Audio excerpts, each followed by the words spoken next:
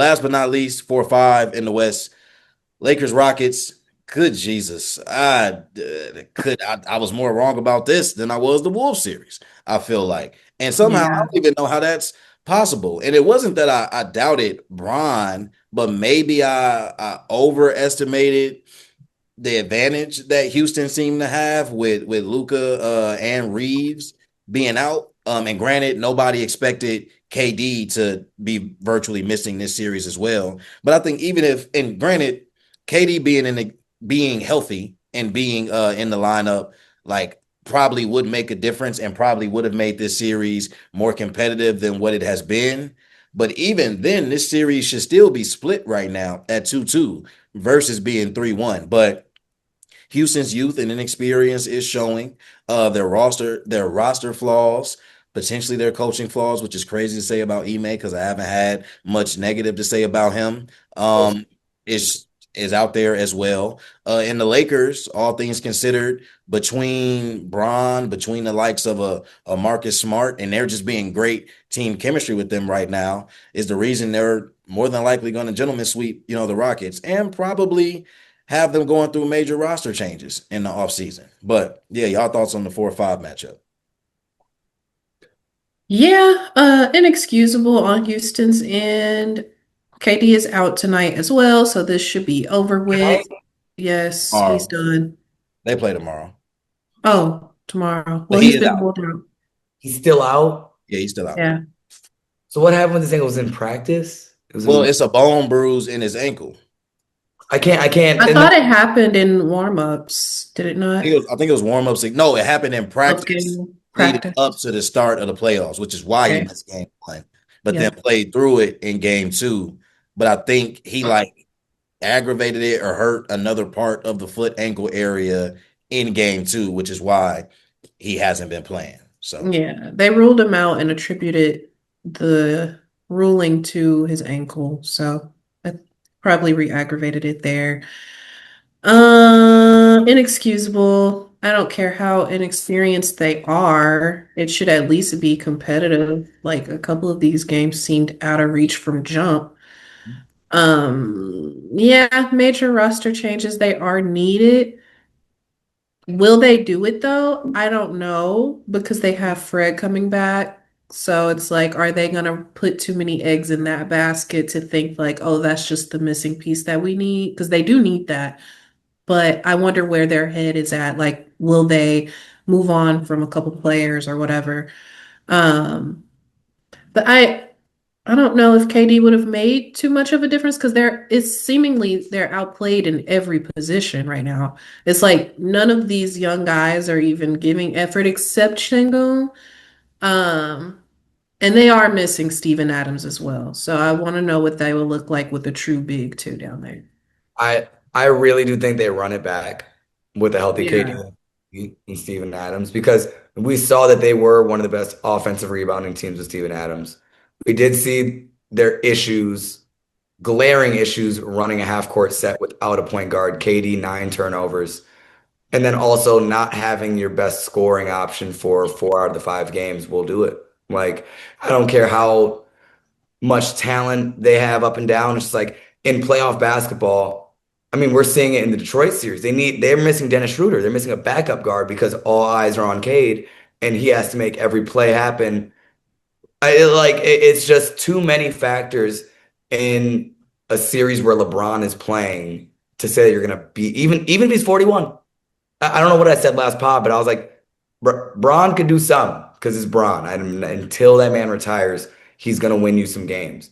And like that is our point guard. And their offense is running very smoothly. And like the Rockets they tried the faux point guard all year. Reed Shepard's not a guard. Hence why he gets plucked at the end of that game. Was that game three? That they had that massive collapse that felt like UConn Duke, Mhm. where tap out, Braun, pump fake three. Like Yeah. that's where a point guard would be needed. That's exactly where it would be. I think that was the KD 9 turnover game too. no, Um, different game, games. game two, yeah, that was game two then. Yeah, my fault. So game three, yeah, they sold it. But it's like that's where having Van Fleetwood out. Having KD shoot some shots, having Steven Adams underneath with Şengün changes the dynamic of that team tremendously because now We're talking matchups where DeAndre Ayton shifts over, you got Şengün on, a smaller Rui. It's just like that's a lot of what they saw their success in during the year, even without Van Vliet. And I think they'd be foolish to tinker too much when they haven't even seen what they look like with three of their bigger pieces, not named Şengün and Amen. That is a fair point, and the roster overhaul or the roster change is admittedly dramatic. However,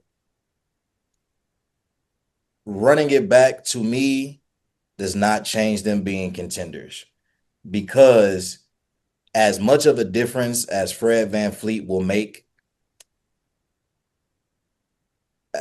I still think it's just the construction of the roster. Miguel, your boy, who you are so high on, still has a lot of growing to do. Mm-hmm. Part of what could be solving Houston's problem right now is if he was a little bit more versatile offensively. And I don't want to take away from where he's at and the development that he has made, but you can only be an athletic wing who can't shoot for so long, or who can't really effectively create his own shot for so long. And not even so much the point guard aspect. Houston needs another person who can just get their own bucket. Like Reed can, but he's not a point guard. So I think they have different issues to address. Like they need somebody who can steady the ship for sure, but they also need other people. And I guess you could say Şengün can get his own shot as well, because that's definitely the case. But also don't know if Şengün is the game changer that people are claiming him to be or want him to be. Not taken away from how skilled he is, but I think that there's a little bit of Overvaluing in terms of like what overvaluing. player comp is. Well, yes, that in particular, but a little bit of an overhype too. How like he's impactful, yes, but he is not taking you over the top. So yes, with KD out, it makes all these things more glaring. And you know, when you think of the injuries in general that they've had, Steven Adams, Van Fleet, all of these things, and just not being healthy in general. But yeah, it's tough. Houston's in an interesting place. I don't disagree. They more than likely don't change too much, and they probably do rely on, okay, we get Van Fleet back healthy. You still should probably invest in a backup guard, which it was still so puzzling that they didn't go get a point guard at the deadline to begin with. Didn't make any sense to me whatsoever, because all you needed at the deadline was a Schroeder, a Tyus Jones, somebody who can just run an offense, something. Like, yeah, they could have went and grabbed Cole Anthony for, like, I don't care. Like, you could have grabbed somebody who could have ran the ship for you. But we'll see what they decide to do. Obviously, Van Fleet is a huge piece. Adams is a huge piece as well. And I think if the younger players still take leaps, it'll be interesting to see. But KD is not getting younger. It's not to say that I expect there to be this huge dip in his production and what he does, because he's always been efficient. But I just also think the West is only going to get tougher. So we'll see. But I just got one more thing on Amen. You're correct. He hasn't seen that growth that he needed to see this year, but also they had him out of his position for the entire year. Gail, you're going to come up with an excuse every season. Am I wrong? You were saying, no, Miguel, because you were saying before the season, all this opportunity he had and what he was going to show and the jump he was going to make. But now a solid year, but having him play full point guard in the playoffs isn't going to highlight his skills as a non-shooter. Even in the regular season, though. But Gail, we knew he was going to have to play some point guard going into this season. And we said this was supposed to help. Not saying we expected him to be this, he ain't going to be no point guard, obviously. But I'm saying even in the leaps that he could take, like, I mean, should be able to get you more points. And I'm saying this off of the jump shots that he passes up or the threes that he can't consistently make.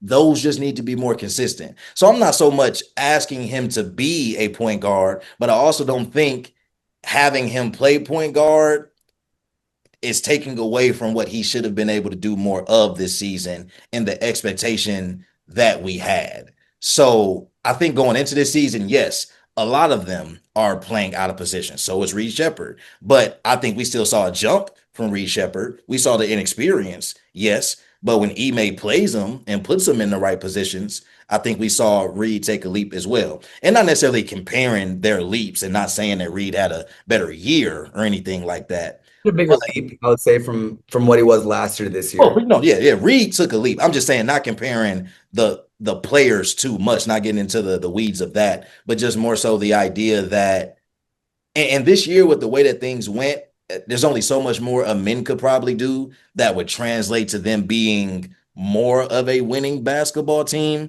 I just think that that's also something to look at and something that he'll need to do even when you do bring Van Fleet back in. Because with Van Fleet, he's going to get more open shots. Like teams are going to dare him to shoot anyway. So I'm saying that growth still needs to happen, but it would be extremely helpful if it was happening right now. But his ceiling is still extremely high. I was just going to say, that's where I think you would see him in better spots to have better games where it's like, I see you have Reed, Van Vliet, Amen, Şengün, KD, and then that's where you have him play that Pat Connaughton role where he's just getting a dunker cut here and there, getting an easy. He's so much more than that, though. I feel like you're coddling Amen. That's what I feel like is happening. Understand what I'm getting at. You're getting at him needing to be in better positions? Because this was still what he needed to do when Van Fleet was there last season. Like, yeah, the same things we're saying that he needs to do was the same thing when he was playing next to a lead guard, to a point guard. And it's only his second season. Like, we'll give him the time. Third season? This is his third, if I'm not mistaken. Is it their third? I think this is their third. Time flies. I'm just lying. Yeah. Lord. Amen has a lot of room. This is not to bash Amen, but given his role, and more specifically, given how Gail has talked about him, I think that the critique, I won't say criticism fully. You expected more. Yes, I can't even say that. He needs to take that leap, and it needs to happen sooner rather than later if the Rockets are going to contend for titles. That's more so where I stand. But it's possible. It's all there. So if they do run it back next year and he takes another leap, because he still took a leap this year, takes another leap, we just got to see what it looked like on the court when healthy. But we digress.